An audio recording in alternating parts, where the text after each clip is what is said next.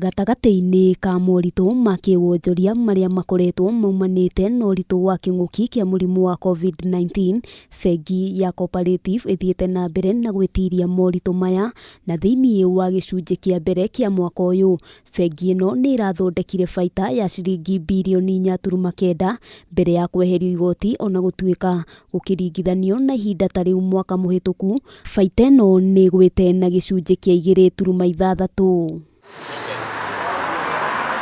Thĩinĩ wa baita ĩno, honge itiganĩte iria irutaga wĩra rungu rwa bengi ya Cooperative nĩ irathondekire baita na ikĩro itiganĩte. Rũhonge rwa insurance rũgĩthondeka baita ya ciringi mirioni 262, nayo Kingdom Bank ĩgĩthondeka ciringi mirioni 126 mbere ya magoti, ona gũtuĩka rũhonge rwa bengi ĩno bũrũri-inĩ wa Sudan ya mũhuro rũrandĩkithirie hathara ya ciringi mirioni 89.1.